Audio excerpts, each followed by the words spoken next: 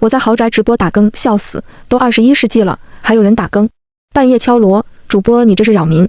锣声刚毕，一只女鬼缠上了我的脖子，她对着镜头凄然一笑，直播间炸了。听我是职业打更人，家道中落后，我女成副业，靠直播打更维持生计。这天，我像往常一样开启了直播。这是什么直播间？主播怎么挂着一口铜锣？我看了眼弹幕，不紧不慢地回复他：我是打更人，这是打更直播间。听我这么说，弹幕沸腾了，笑死，都21世纪了，居然还有人打更。对呀，现在谁需要打更啊？是买不起手机，还是买不起闹钟？我觉得挺好的，宣传传统文化。我收拾好东西就出发了，见我今天去的是店府，弹幕又哗啦啦刷起来，这不是江城第一豪宅吗？好多明星和商界大佬住这里面，这么大个豪宅还需要打更，真是小刀捅屁股开了眼了。这不是妥妥的扰民吗？这主播怕是小区大门都进不去吧？可没想到的是，我不仅进去了，还大摇大摆。这主播为了火下血本了。是啊，也不知道花了多少钱买通位进去的。我们打更人，惊人更惊魂。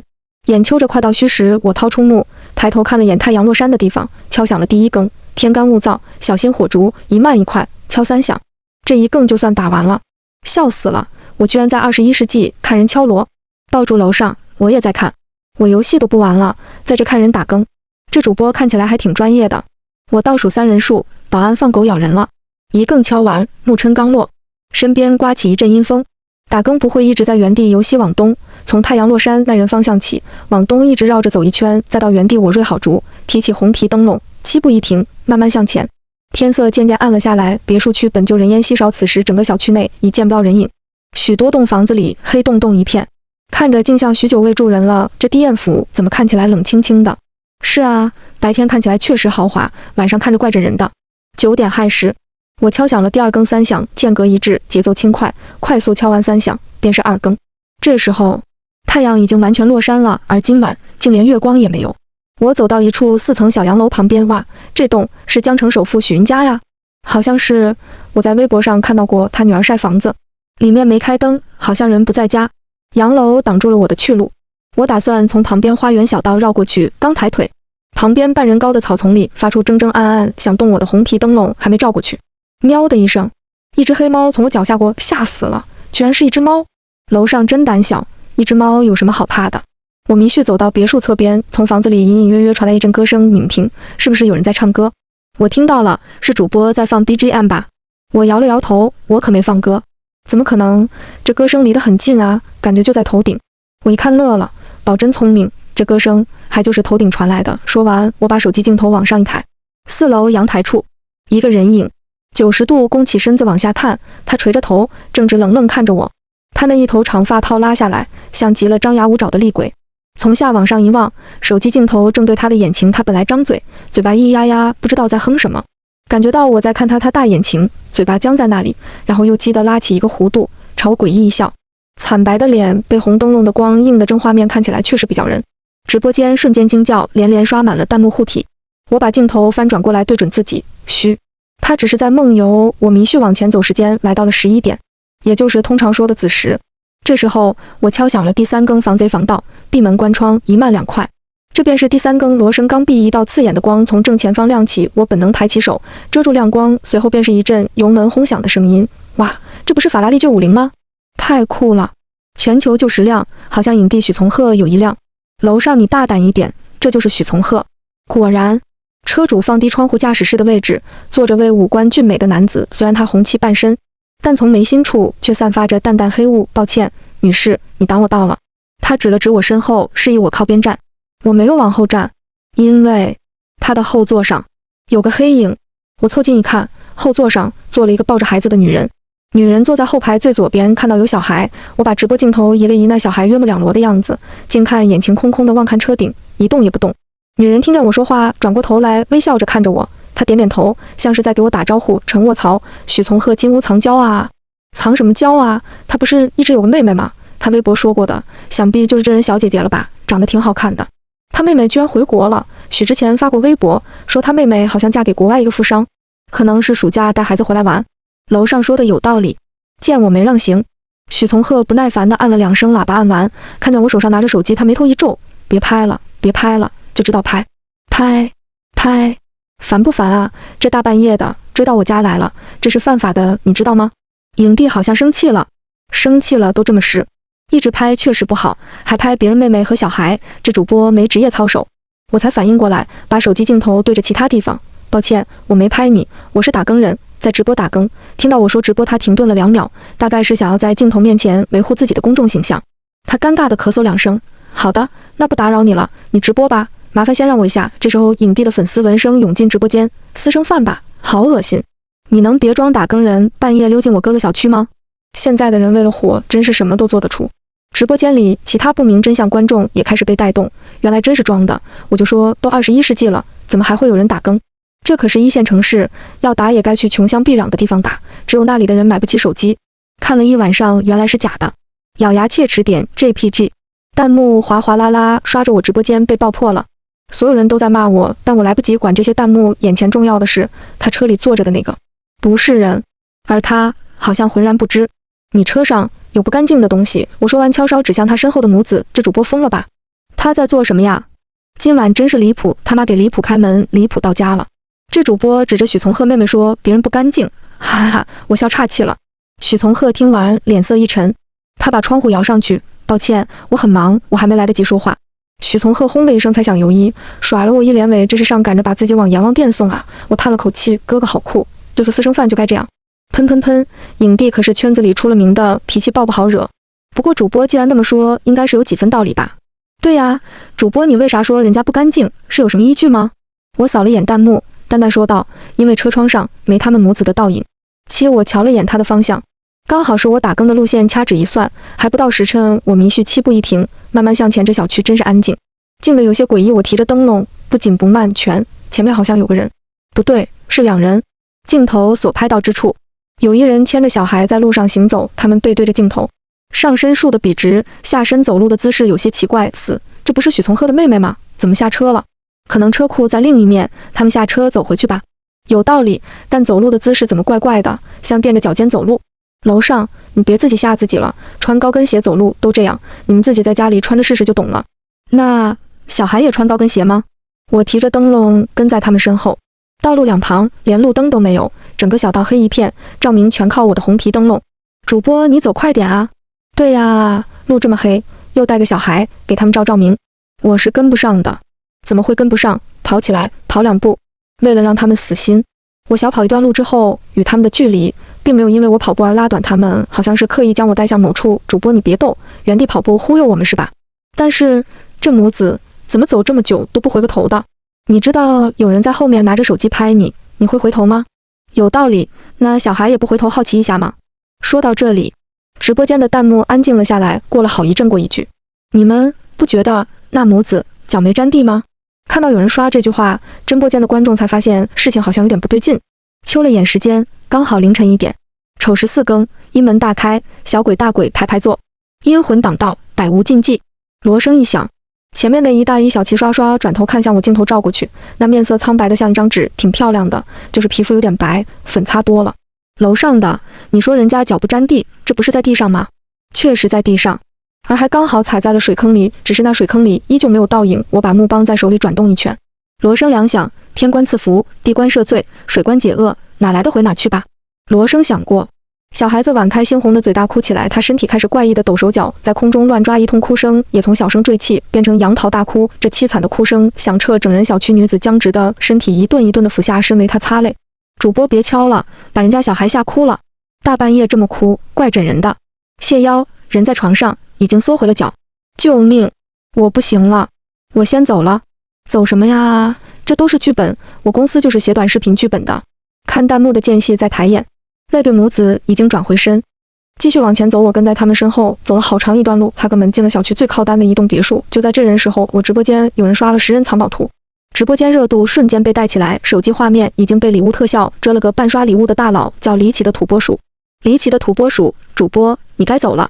离奇的土拨鼠，别演了，没意思。离奇的是拨鼠，都是假的，大家快散了吧。离奇的是拨鼠，全都是剧本安排好了的。直播间节奏被他一带，我又成众矢之的，屏幕上全是骂我的。我看了眼弹幕，摇了摇头。许从鹤，7月半鬼门开，你要死了，快逃吧。我话刚出口，直播间炸了，离奇的是，波鼠没有回我屏幕显示他已经不在直播间，看来是警告我的。我把4更罗敲完时间来到凌晨1点13分。主播，你说许从鹤要死了是啥意思？许从鹤会死？尊都假都，人家才28岁，身强体健的，不带这样诅咒别人的吧？取关了，一晚上装神弄鬼的，他确实快死了，再不逃的话，怕是死得惨惨的喽。这也是我今晚来地燕府的原因。3天前，我接到一个神秘电话，对方亮出了5个走音的密符，让我前去帮忙。密符现世，有诏必付，付必诛之。这是我们走阴门的祖训，不得违背。这地燕府8年前楼盘开卖，一栋别墅均价2人一起拍，这价格算是我们江城顶级豪宅了。住在这里的人非富即贵，皆是江城有头有脸的人物。可自2年前起，小区开始接二连三发生怪事，2年时间，小区内陆陆续续已有8人命丧于此，且都死状凄惨。2亿买来的房子，要是因为死几个人就折半价。有头有脸的生意人绝不允许这样的事发生，为了不影响房价，以上消息均被内部压下来了，最后只草草赔钱了事。死亡现场查不到任何他杀痕迹，最后只能判定是意外。我把当年的监控找出来看了许久，这哪是意外，分明是恶鬼索命。比如去年1月惨死的保洁员，他在地下车库自己已用额头撞地而亡，监控中他在角落里双膝跪地，一次又一次用额头狠狠砸向地面，直到头破血流也没停止。视频单看起来他像是在给谁磕头，但其实他背后站了人女鬼，是女鬼拎着他的头一下一下狠狠砸向地面。还有去年在游泳池淹死的保安监控里，他去游泳池巡逻，不小滑倒掉进泳池，他使劲往池边游，奈何最后还是精疲力竭沉了下去。实际啊，是他的脚被女鬼狠狠拽住了，让他没办法游上去，后来只得活生生淹死了。还有很多很多，基本上如出一辙，皆是这女鬼害死的，只是这恶鬼一般人看不见罢了。所以我今天来便是抓那恶鬼的。想到这里，我翻出手里的监控截图一看，不看不知道，一看吓一跳。这索命恶鬼怎么看起来像许从鹤那个妹妹？真是得来全不费工夫。家人们，礼物刷起来，主播等会儿就为你们表演一个徒手抓。我刚刚已敲过4更至5更，阴门大开，此时百鬼夜行，活人避让。在4、5更走夜路的时候，也许会碰到醉醺的女人，也许会碰到路边乞讨的老人，也许会在黑的巷子里突然听见婴儿的筛哭，也许你乘坐的电梯刚打算关门，却又突然弹开，这时候在电梯门缝处出现了一只手。其实很多时候他们都不是人，只是你潜意识觉得是人罢了。你只要拿出镜子照照自己的眼睛，就会发现你眼里根本没他们的影子。但这些鬼魂一般只是在人间游荡的孤魂野鬼，大多不会害人。你只要记住勿听勿看勿言语，就能安然度过眼前的别墅。也是4层楼，装修风格比之前那栋还要高端大气上档次。屋前是1人巨大的花园，屋后还有泳池。刚刚那个女鬼就是进了这栋房子。已经接近凌晨2点，屋内的灯还亮着，这不是许从鹤家吗？主播还真是私生饭，追到别人家里了。主播刚说表演徒手抓恶鬼，去别人家里抓吗？道意思我验蠢症犯了。我按响门铃，滴的一声，门开了。许从竟然给我开了，还主动邀请我进去，居然这么轻易就放他进去了。影帝人真好，明我也想半夜去他家。说实话，我也没想过他这么轻易就放我进去。屋内的布置跟屋外差不多，主打一个奢华，只是总感觉哪里怪怪的。你好，刚刚听你说是名主播是吧？许从鹤邀请我到沙发坐下。是的，我是主播，是直播打更的。现在打更人确实很少见，不过你这种传统职业其实挺好的，我很喜欢传统文化，值得多多宣传下。瞧人家影帝格局多大，这都凌晨2点了，半夜家里来人陌生人，还好茶好水伺候着。是啊，哥哥真好，哥哥真温柔，为他疯为他狂，为他撞大墙。说话间，许从鹤的妹妹为我们切好一盘水果端上来，这是我的妹妹许从莹，我一般叫她莹莹。我接果盘的时候，悄悄看了眼她的无名指甲，指甲上赫然有好几道黑色竖纹。莹莹，也不早了，你上楼带浩浩睡觉吧。客套2声之后，许从的妹妹上了楼，她径直走向室内。电梯关门那一瞬间，她又在朝我阴森森的笑，兄妹俩感情真好。是啊，影帝这一家子颜值绝了，男帅女靓。主播，你什么时候抓鬼啊？见女鬼上了楼，我凑近许从鹤，离奇的土拨鼠，你也发现你这个妹妹有点不对劲吧？她听完眉头一皱，什么离奇的土拨鼠？我不知道你在说什么。哥，直播 app 会显示距离的，你离我就20米，离奇的是波鼠也离我20米。算了，这不是重点，重点是你妹妹不对劲。你开玩笑吧？我妹妹哪里不对劲了？我赶紧让她小声一点。你妹妹她可能不是人。她听完往后一坐，脸露不悦。我让你到我家来，是想听你讲讲我们国家的传统文化的。我知道你们打更人很辛苦，所以我想以我的身份帮你宣传一下，也算是做好事了。从今天晚上看到你就觉得你怪怪的，原来是在这宣传封建迷信、胡言乱语传统文化，不应该是封建迷信。你再这样乱说一通，再说我妹妹的不是，报你就请回吧，我家不欢迎你。啊啊啊啊啊啊！哥哥好酷，说的话句句在理。就是啊，明明是这主播骚扰在先，许从鹤还想着帮忙宣传传统文化。明明，我哭了，这世界上怎么会有这么好的人？他们兄妹俩感情真好。明，那请你再给我点时间，我可以证明。怎么证明？听到我说要证明，原本没几人的直播间瞬间涌进许多人。哇，好戏开场了！主播要证明一人不是人，好离谱啊！我爱看。如果妹妹不是人，我倒立吃屎。我拿出兜里的铜碗是叠放在一起的，我拿出来轻轻弹了下碗底，这是醒碗。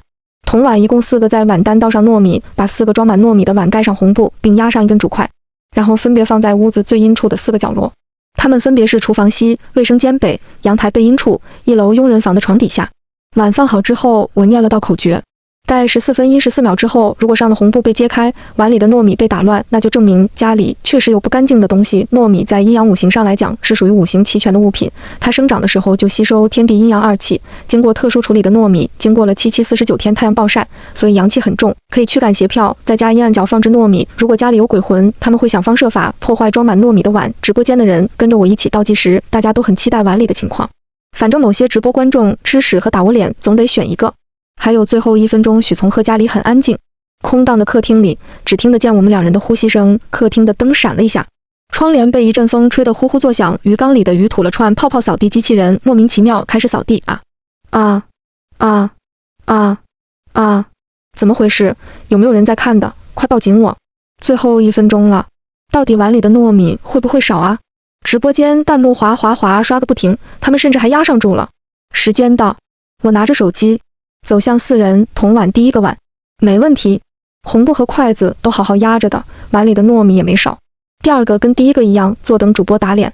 家人们，要是4人碗糯米都没少，可不可以报警啊？就说这主播诈骗，我愿称之为史上最惨直播事故。第3个，走近一看，果然也是原封不动，只剩最后1个了。但我相信我的判断，许从跟着我走进保姆间。据许从鹤说，他的保姆白天做工，晚上自己回家，没有住在雇主家房间里，干净整洁。床上没有睡觉的用品，看起来确实没人住。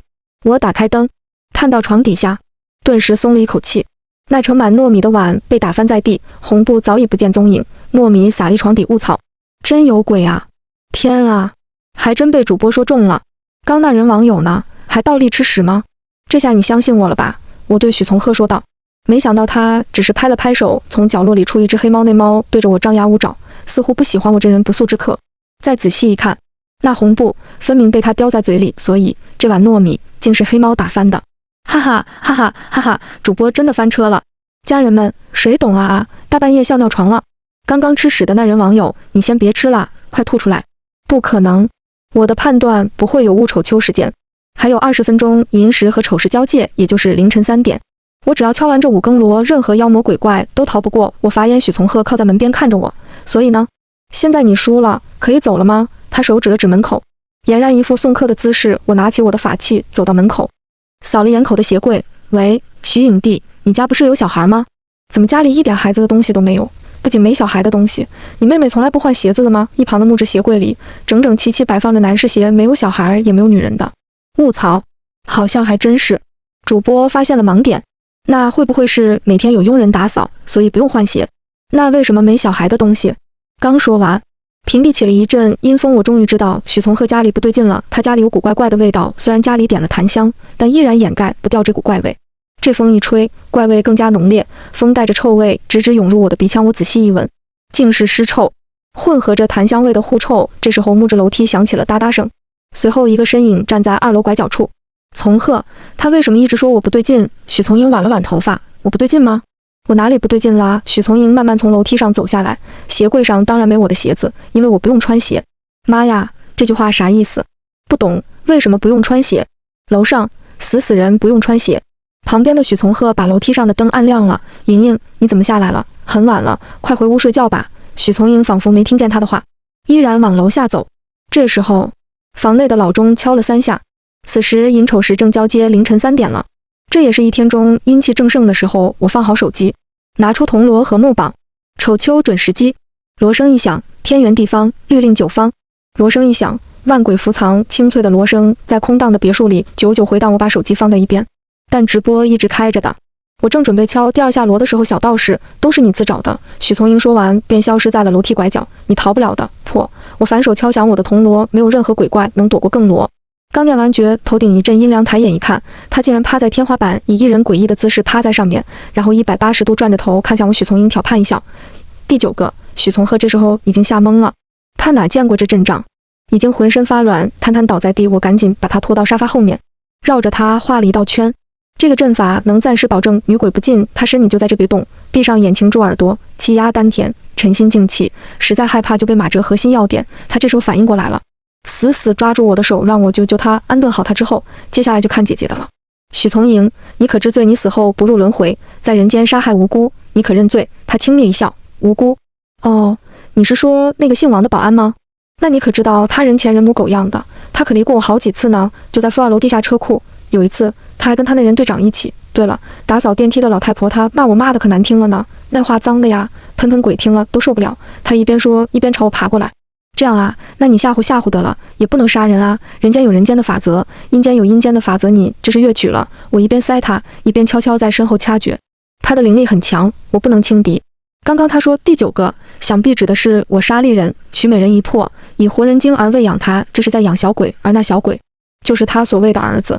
养小鬼需定期喂食人的魂魄，否则养鬼人会被反噬。只是这养鬼人到底是谁？许从英躯壳早已没了生气，他这具身体只是个这人做法保他肉身不腐，让他魂体可以自由出入，方便他去杀人取魄。所以许从英他可能只是人一直替这人卖命的杀手罢了。来不及多想，许从英已经爬到我面前，他张牙舞爪，直愣愣扑过来，像是要将我生生吞活剥了一般。我往后一退，咬破食指，快速画了一道符禁住他。可他不是人省油的灯，很快他消失不见，屋内的灯开始闪个不停，狂风吹得屋内东西胡乱晃动，酒柜里的酒碎了一地。突然我耳后一凉，不知不觉中他巧稍爬到我身后，紧紧攀上我的身体。我一转头就对上他黑洞洞的眼睛，小道士，今晚就用你来喂饱我的孩子吧。可他终究还是小了我，我可是走阴门最后一代传人。我将手里的木子一分为2，从半截木琛里抽出阴槐木做的筷子，一块插入了他天灵穴。他不可思议的看看我，来不及说什么，便惨叫一声，便化作一道灰消失不见。我拍拍衣服上的黑气，接下来就是楼上那个小家伙了。家人们，姐厉害吗？我刚才一顿操作猛如虎，肯定很酷，想着还在直播，我想对着镜头显摆显摆，可没想到我回过头一看，我用来直播的手机不见了。我刚明明用支架架好放在身后的桌子上的屋子里，就我跟许从鹤，不是我拿的，那就是许从鹤从沙发后面缓缓站起来，他手里拿着我的手机，他把手机举得高高的，然后松手，砰的一声，手机砸向地面，屏幕瞬间摔得粉碎。哎呀呀，抱妻，手滑了，哎呀，抱歉，手滑了。说完，他从沙发后面走出来，真有趣，第一次见抓鬼，原来你们是这样抓的呀！喷情，这么轻易就弄死了他，倒是我小瞧你了。他说完，似乎还有点小兴奋，但下一刻他面色一转，抬手一挥，房子里的窗户和门全部关上，你的直播停在了那玩意儿。下楼梯的时候，我想一人会抓鬼的主播，因为学艺不精，抓鬼不成反被鬼弄死了，这应该不奇怪吧。他一边说着，一边擦擦金丝框眼镜上的灰尘。我看他额头上的黑印越来越明显，养小鬼的人果然是他。早就听说娱乐圈有人养小鬼换鸿运，一说没想到赫赫有名的影帝能有今天这个地位，居然是养小鬼养起来的。这样一想，他当年确实只是一个没名没姓在剧组跑龙套的，没过几年就摇身一变成了影帝。所有人都觉得他是靠天赋和后天努力才有的成就，可细细想一下，那个让他爆火的电视剧最早定的男一可不是他。那个男一莫名其妙在开机前2天出了车祸，剧组没办法，只能让许从鹤来顶上男一的位置。没想到这部剧一下子大火，硬是把许从鹤捧成了影帝。所以那场车祸是许从鹤搞的鬼，你真是丧心病狂，连你亲妹妹和侄子都不放过。他一直对外说妹妹嫁去了国外，都是假的吧？他把怀孕的妹妹关在地下室，用她身体孕育小鬼。我刚路过地下室，那门后户气更胜，妹妹在地下室养了1年，待鬼胎出生，这小鬼就算养成了，他挑挑眉，妹妹，我可没有什么妹妹。这话什么意思？我哪里有什么妹妹？只不过好几年前不火的时候有人女朋友，她像狗皮膏药一样甩都甩不掉，我真的烦透她了。但她说她可以为我做任何事。我没钱的时候，她拼命打工赚钱养我，还来这小区当管家。我想要哪人通告时，她去陪喝陪睡的，哈哈哈哈。我跟她在一起确实被狗仔拍到过几次，她说不能影响我的前途，所以只能跟我一起对外官宣她是我妹妹喽。后来啊，她怀孕了，她是纯阴体，她这具身体真的太适合养小鬼了。许从鹤越说越兴奋，他手舞足蹈的，像是在说别人的事情你真可怕，那可是你亲生儿子。听我这么说，他大笑起来，哈哈哈哈哈哈，谁知道是谁的种呢？你以为他偏要到这小区打工是为啥？就是为了认识有钱人啊。他说接近他们是为了帮我拉资源，实际呀是想飞上枝头变凤凰吧？笑死！你真可怕，你比鬼还可怕！我指着他。本来他一直乖乖的为我养小鬼，也就相安无事。我一直唆使他杀掉他恨的人，用来养小鬼。可最近我发现他想杀了我，但我为他做一顿晚餐，说几句肉麻的话，他就打消了念头。你们女人真好骗，无论是活着的时候还是死了的时候。但你懂的，一旦狗有了想咬主人的心思，那可就留不得了。本来我可以干掉他的，可那个小鬼头是他亲子，他护他妈护得紧，他可不允许我杀了他妈，所以我只能找你了。给我打电话的是您？是我呀。不这么说你怎么能来呢？你直播间那人离奇的土拨鼠也是我呀，我故意那么说的。我刷礼物为你直播间拉了好多观众呢，我只有这样，你直播间的人才能撇清我跟那鬼母子的关系。我什么都不知道啊，在别人眼里，只是我妹妹被鬼上身了，而我是一个深爱妹妹的哥哥。说完，他又换了副神情，他一脸惊恐地看着我，然后一转身躲进了沙发后面。他尖叫起来：好好，这臭道士杀了你妈妈，现在还想杀了我，快弄死他哟！跟刚才的他判若两人，不愧是影帝。论演技，他还是有的。他话音刚落，楼梯拐角处出现一团小小的黑影，小鬼年纪还不大，约莫2岁的样子。他扶着楼梯，颠颤巍巍下楼，猩红的嘴里咿咿呀呀，不熟练地叫着妈妈妈妈。虽然他年纪不大，但稀释过8人人的魂魄灵力，不容小量。我的那些人法器不一定能收了他。好，就是他杀了你妈妈。许从在沙发后面指着我，我呵呵一笑，影帝大大，吼你演了那么多戏，可听过一句台词？什么台词？他反问我，反派死于话多。说完，我掏出兜里的手机。不会吧，不会吧，你不会觉得我们做直播的只有一个手机吧？我把手机拿出来，我的另一个账号，江城第一打更人，直播间人数已突破5000万。而此时，直播间已被弹幕刷满了屏。天啊，救命！许从鹤居然是这样的人，万万没想到，他火原来是因为养小鬼，还是利用前女友，真的可恶！这种人能不能去死啊？刚刚他说的话我已经录下来了，等下就去报警。救了老命，这真的不是剧本吗？许从鹤看到这里已经惊呆了，他没想到我不按常理出牌，他原地愣了几秒，就冲过来想抢我的手机，可他已经没机会了。他亲手养的小鬼正跳到他背上，一口咬断了他的脖子。没错，他刚说的那番话，浩浩早就听见了。都说母子连心，感受到自己妈妈不在了，谁能忍住不来看妈妈最后一眼？看着满嘴是血的小鬼，我掐了断绝。小鬼的血竟与徐从鹤的血连在一起，他趴在徐从鹤身上，不断冥噎。主播，他这是在干嘛？感觉像在哭啊！我叹了口气，徐从鹤是他亲生父亲，给了他生命，又杀死了他。现在这孩子又亲手杀死父亲，为母亲报仇，造孽哦！造孽5更快过。被罗生经过的小鬼将灰飞烟灭，步入轮回。想到这单，我割破了自己手指，将儿滴在他额间。我将自己半数功德度给他，助他入轮回。他是无辜的，他自己没有办法选自己出生，他在我眼前只是个依赖自己以的母亲的孩子。他扒着大眼睛，情呆呆地望着我，张嘴巴说了句妈妈，然后就化作一道烟不见了。这时候别墅老钟敲了5下，我敲响了最后一声锣，早睡早起，锻炼身体。5更已过，诸事大吉，许从鹤的故事到这里就结束了。而我的打更之路才刚刚开始，因为这次事件爆火的我又接到一个电话，这一次我将去江城著名的中学全文完。